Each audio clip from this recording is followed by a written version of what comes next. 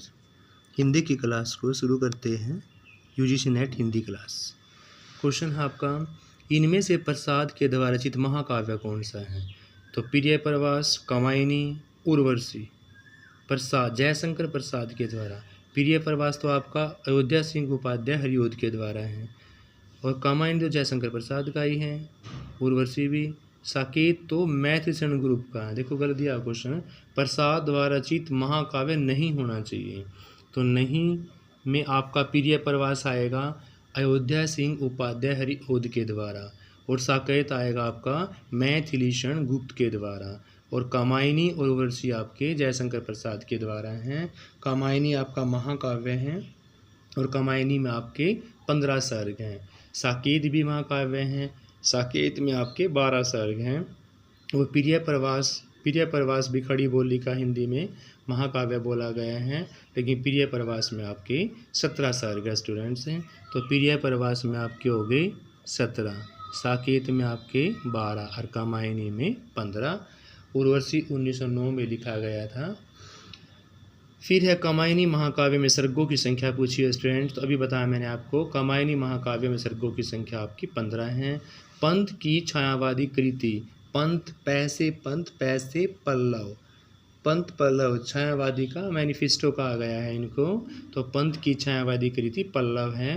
कौन श्रेष्ठ निराला की नहीं है? तो गुंजन नहीं है। गीतिका, अनामिका, प्रिमल ये सारी निराला की है। गीतिका, अनामिका, प्रिमल ये किसकी है? निराला की है, लेकिन गुंजन निराला की नहीं है।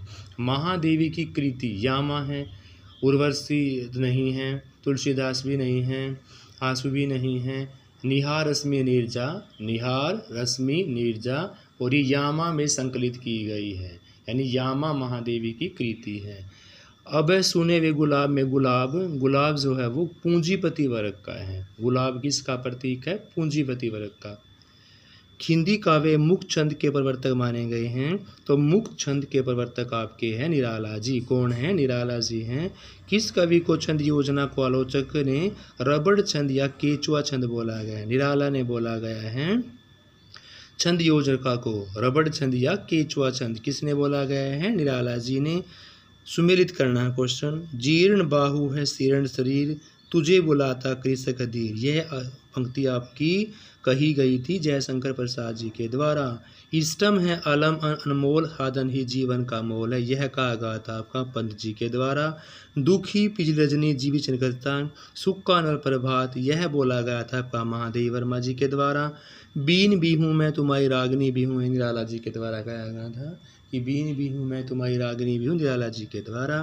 पंथ की छायावाद का देखो मैनिफेस्टो, अभी मैंने आपको ऊपर क्वेश्चन रहा था कि छायावाद का मैनिफेस्टो पंथ को पल्लव के लिए कहा गया था। छायावाद में स्थूल के प्रति सूक्ष्म का विरोध कहा गया था, डॉक्टर नगेंद्र के द्वारा कहा गया था।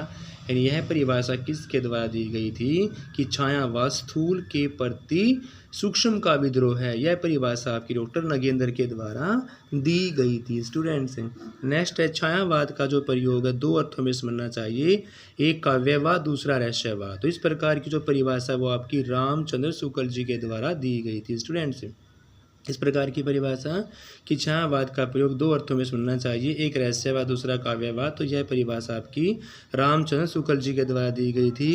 निराला की कविता कौन सी नहीं है? तो नौका विहार आपकी निराला की कविता नहीं है स्टूडेंट्स। नेक्स्ट, निराला की अधिकांश कविताओं की पृष्ठभूमि राष्ट्रीयता का रंग विद्यमान है मिलेगा। यह कथन किसके द्वारा कहा गया था कि निराला की अधिकांश कविताओं में पृष्ठभूमि राष्ट्रीयता का रंग विद्यमान मिलेगा? यह कहा गया था आपका भागीरथ मिश्र के द्वारा। कामायनी में कौन सा पात्र नहीं है? तो कामायनी में मनु है, ईड़ा भी है, श्रद्धा भी है। पूर्वा जो है वो इनका नहीं, पूर्वा उर्वशी का है। पूर्वा जो है वो किसका है? उर्वशी का है। लेकिन कामायनी के पूछे जो तीनों हमारे मनु, श्रद्धा और ईड़ा। कामायनी में बुद्धि का प्रतीक जो है वो कौन? आपका ईड़ा ही माना गया है। कामायनी में किस दर्शन की परिभाषा शब्दावली का प्रयुक्त हुआ है? प्रत्यभिज्ञा दर्शन। यानी कामायनी में दर्शन पूछा हुआ है वो आपका प्रत्यभिज्ञा दर्शन। पंथ की कौन सी रचना अरविंद दर्शन से? स्वर्ण किरण, स्वर्ण धूलि 2 रचनाएं थी जो अरविंद दर्शन से प्रभावित थी। एक अरविंद दर्शन थी और एक स्वर्ण किरण थी और स्वर्ण धूलि थी। स्वर्ण किरण, स्वर्ण धूलि।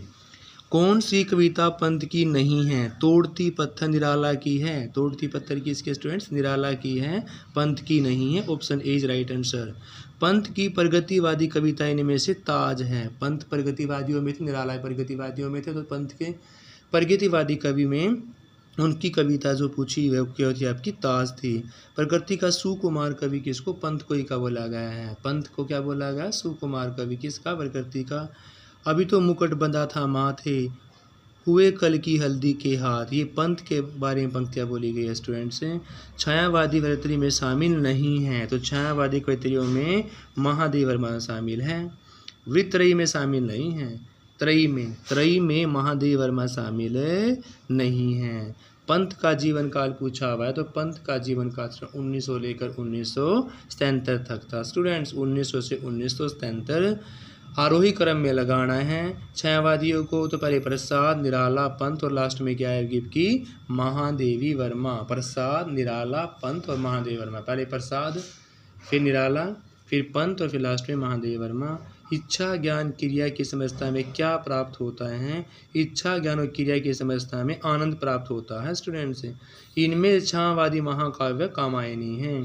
छायावादी महाकाव्य कौन सा है? कामायनी। कोई कामायनी लिखा गया जयशंकर प्रसाद के द्वारा। जयशंकर प्रसाद किसके अंदर आते हैं? आपके छायावादी कवियों के अंदर आते हैं।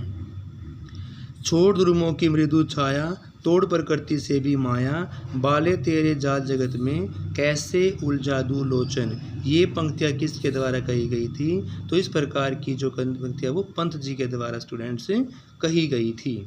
पंत का नव मान्यतावादी संग्रह कौन सा है? नव मान्यतावादी संग्रह पूछा हुआ पंत के द्वारा, तो यह था आपका स्टूडेंट से लोकायतन।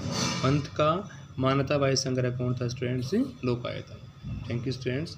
बाकी क्वेश्चन हम नेक्स्ट वीडियो के अंदर करेंगे। Please like, share and subscribe.